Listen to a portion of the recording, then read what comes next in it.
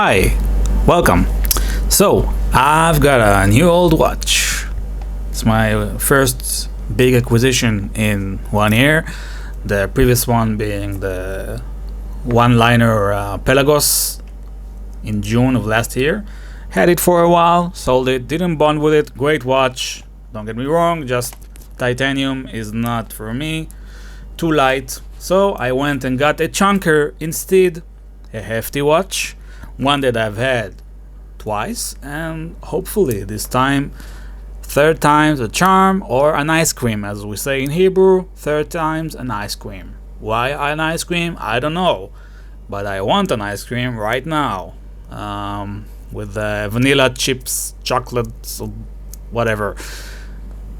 But anyway, I'm not gonna ice cream now. It's past 30 minutes past midnight. Anyway, I digress. So the 2201.50 Planet Ocean, the OG, the GOAT. Here it is. It focused. Introduced in 2025. Ceased production, I think, around 2014. Don't quote me on this. This specific watch is from 2012, and it features the 2500D movement. The 2500 movement has the coaxial, and it's the coaxial movement. I mean, by the famed George Daniels, the watchmaker. Now, they had the A, B, C, D iterations because they had all kinds of issues. Some even had to do with some watches just stopped, the movement just died, so they had to RMA, they had to switch to just issue new watches to people. So they just made updated, upgraded, fixed, and they ended up having the C and D movements. Now the C movements, you see these watches with the C and D movements usually. The C should be fine, especially if it was serviced. But usually collectors, people who are after this watch, they want the D movement because it's thought to be the most reliable one.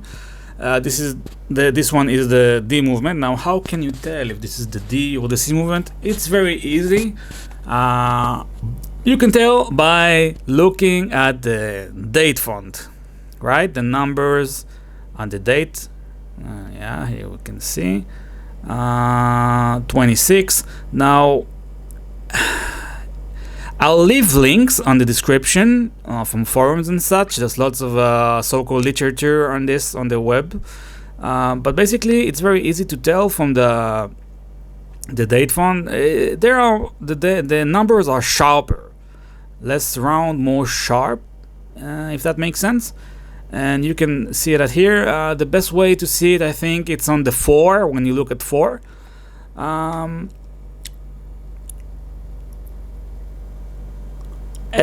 yeah, you make your research if you want to buy this watch on this specific model. Again, nothing wrong with buying the the C movement. Just make sure that it's been serviced. Yeah, it's in good condition mechanically, and that's no issue. I had a Planet Ocean. I had this one with the bezel, the orange insert. With the C movement, and it was fine, was accurate, and so no issues. Just make sure it's been serviced. Yeah, that applies for every watch you buy. Now, this is specifically the 2201.50 reference is the 42mm version. There's also a 45mm version. It's a chunker. Both are chunkers. I have a 7-inch wrist. You can see how it wears to the word, as you see it yourself. Also, as you see it yourself, maybe, but like from the POV, my POV, it wears quite well. Actually, it wears great. It has this nice lyre lugs, and the bracelet is very, in my eyes, it's quite unique. It looks like a like a little more circle, roundish oyster bracelet, very comfortable. Now, the issue about the bracelet on these old Omegas, it's for most, if not all, Omega divers of the early 2000s, the 90s, until they started introducing their fancy schmancy. I'm not dissing them; they're great. The one with the micro adjustment, yeah, is that they didn't have micro adjustment. So what is the solution?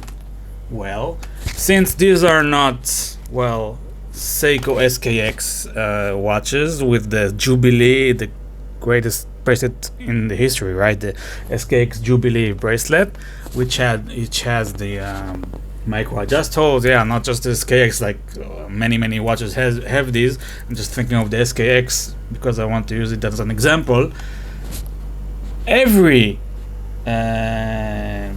link or health link that you'll order from these watches will cost you around as much as Seiko SKX from back on the old days before Seiko ruined it all, took away the SKX from us, introduced the new ones with the Prospex logo, the disgusting ugly Prospex logo, upped the price and down the quality and made them even not waterproof, so they are baby's toy now. It's not a tool watch. But anyway, I digressed about Seiko. You need to get a health link or need a link, and you need to play around with them now. And this bracelet, again, it's very comfortable. It feels luxury, right? Luxury, but they have the again, something that many of the Seiko, the Omega bracelets of back then had. The link system has pins and collars. Now, it's not a big deal, right? It's not a big deal. You can work with it. But if you're doing it by yourself, and if you're a beginner, then you should be advised. You should be very slow. You should take it step by step. Watch some videos. I have a video about it. It's not the best video to go by because I am under certain influences there, and I hammer the thing very strongly. But in general, it has a pin and has a collar which goes into the center of the link, which holds it, right? So there's no there's friction, and it doesn't wiggle around and get lost and bye watch. So it's good. It's a very secure one, but still demands lots of attention. And when you take a link out, then it's very easy to lose the collar. It's quite small. It's very similar to the collars in the Seiko bracelets. I haven't had one for a while, but they had smaller collars. In this case, it's bigger. So take that into consideration. I actually have a health link coming in the mail, as I could buy a Seiko SKX with it, but I have one already. So when it will arrive, I will try to make a video where I show you how to add a link to this bracelet. This time not under any substance or influences. Thankfully, I'm not doing that anymore. Also, I quit smoking. 3 months already. 3 months going strong. One of the best decisions I made in my adult life. Gonna lots more money, no coughing, and better breath. Just enjoying oxygen is, I highly recommend.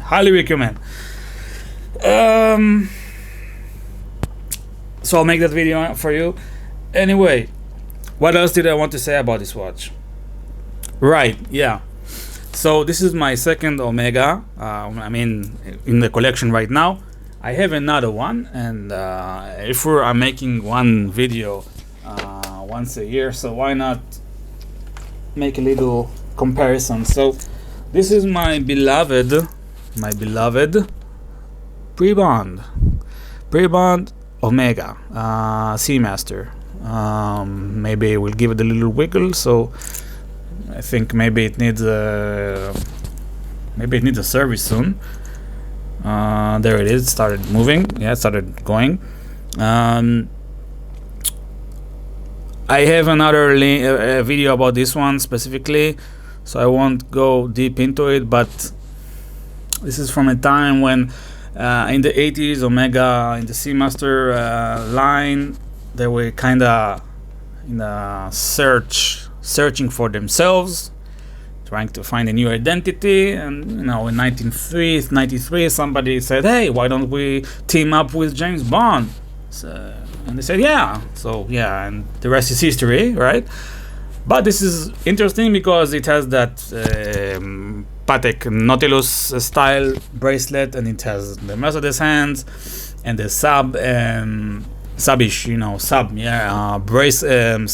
bezel insert, which many other divers use. But it has a lot of sub in it, but it also has some Patek, and it has some of the Omega DNA, I would argue, but maybe that argument is weak.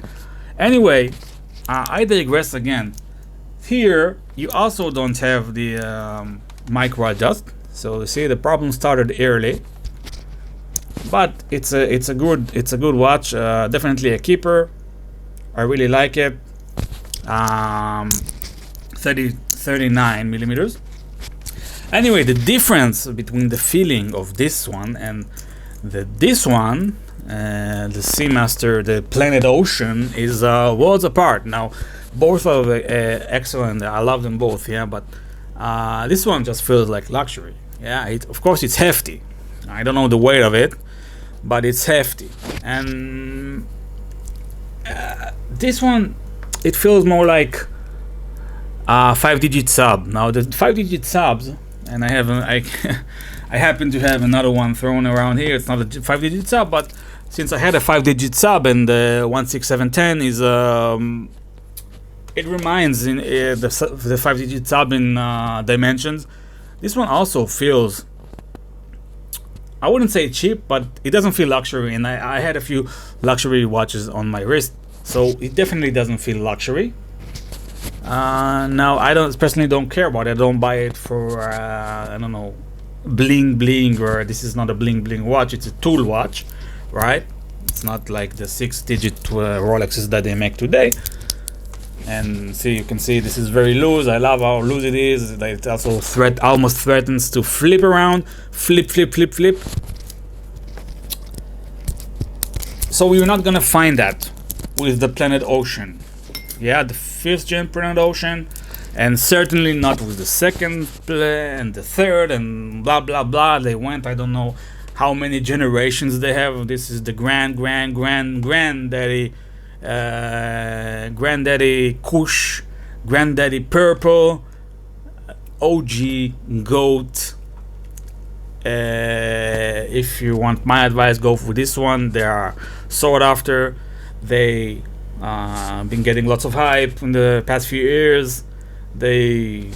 Lots of videos popping up about them in YouTube. I made a few videos about this one, and the orange iteration, that 22.9, I think. Forgot the reference.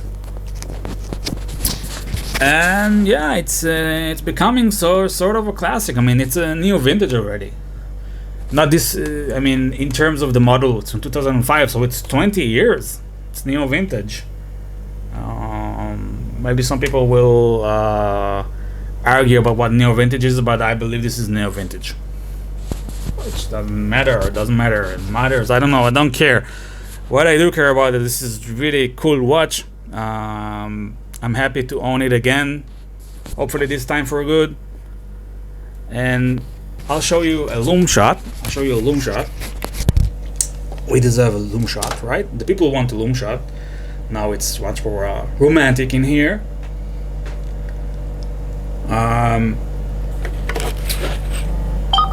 Let's see. Tum. Right, the bezel has moved.